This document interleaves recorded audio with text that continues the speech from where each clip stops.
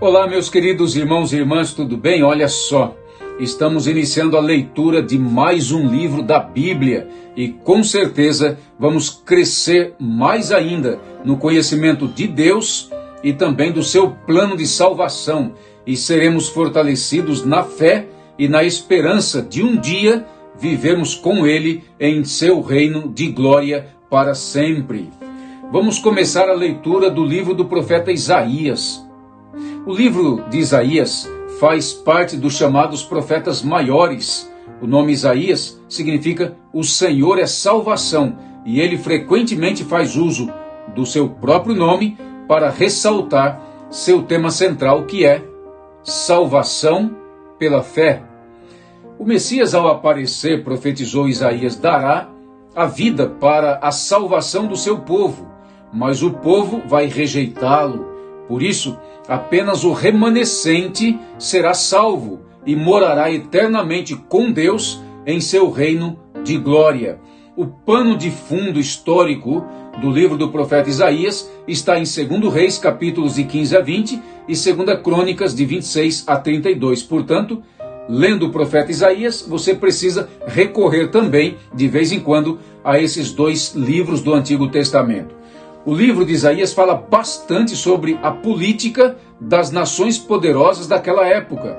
Fala das forças mundiais que estavam em conflito, lutando por supremacia. A Assíria era a grande e colossal nação que dominava todas as outras. Tanto as obras políticas como os conflitos mundiais daquela época eram usados pelo Império das Trevas para destruir o povo de Deus e destruir a esperança messiânica que permeava a mente e o coração dos filhos e das filhas de Deus. No meio do povo de Deus, haviam os pobres e os ricos vivendo distantes uns dos outros. Eles não se misturavam. Na sociedade prevaleciam abusos, ressentimentos, mal-estar, exploração, roubo de terras, extorsão e despejo. Governos e juízes eram corruptos e tornavam a vida do povo mais difícil. Na classe rica prevalecia a luxúria, a indiferença para com o sofrimento dos outros, a embriaguez começava nas classes mais altas e no meio dos poderosos e chegavam no povo comum, aumentando a pobreza e também o sofrimento. As condições religiosas estavam longe, muito longe do ideal. O baalismo havia se infiltrado na adoração do povo de Deus, tanto nas classes mais elevadas como nas baixas.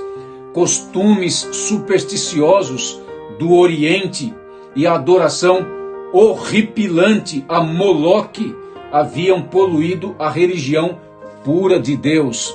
Faltava fibra moral e os padrões éticos eram baixos. Os que se diziam profetas, mas não eram, estavam ocupados demais com bebidas fortes e não davam atenção às pessoas. E mesmo se tivessem disposição em ajudá-las, careciam de qualquer mensagem verdadeira e de poder de Deus. As mulheres eram vulgares, sensuais, bêbadas, mimadas e negligentes. Os impostos do templo haviam sido aumentados. A religião e a vida já não andavam juntas mais. A devoção religiosa era somente uma atividade formal.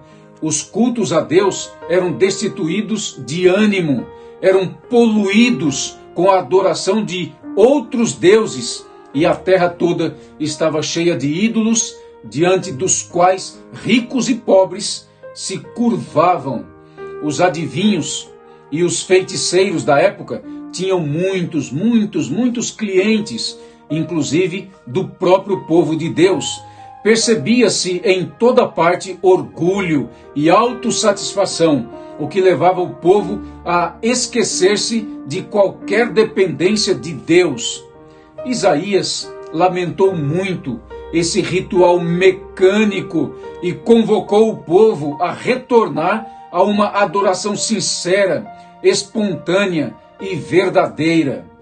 O que se destaca na profecia de Isaías é seu riquíssimo conceito acerca do Deus eterno. Para o profeta Isaías, Deus se eleva acima de todas as coisas terrenas.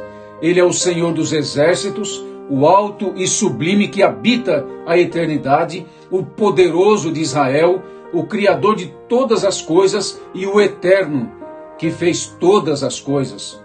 Deus, no livro do profeta Isaías, é aquele que dirige o curso da história. Não há outro Deus além dele. E ele não tem nenhuma intenção de repartir sua divindade com qualquer rival humano.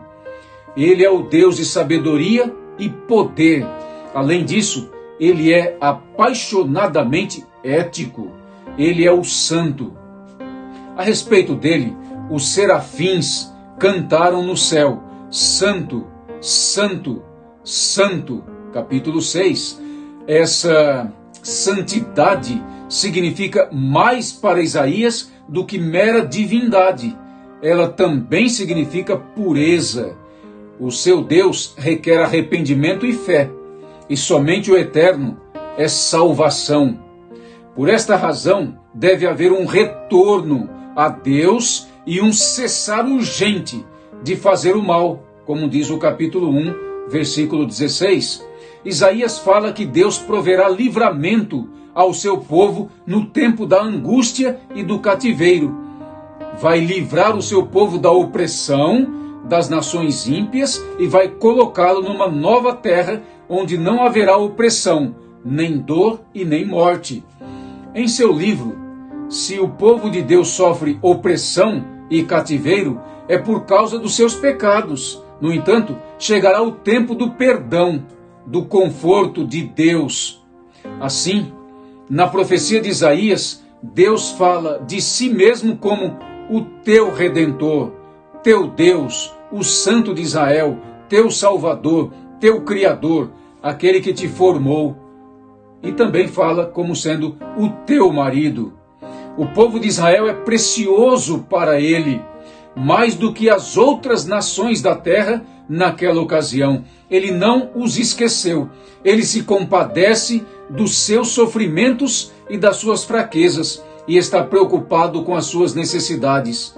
Como pastor, ele, Deus, vai alimentá-los e guiá-los a lugares de abençoada abundância de coisas maravilhosas. Aquele que os carregou desde o nascimento vai cuidar deles, mesmo em idade avançada. Tendo o Eterno como seu Deus, eles podem estar seguros de que terão um tempo, um longo tempo de exaltação, de glória e de bênção. O Messias, ao aparecer, profetizou Isaías, dará a vida para a salvação do seu povo, mas o povo vai rejeitá-lo. Por isso, apenas o remanescente será salvo e morará eternamente com Deus em seu reino de glória para sempre.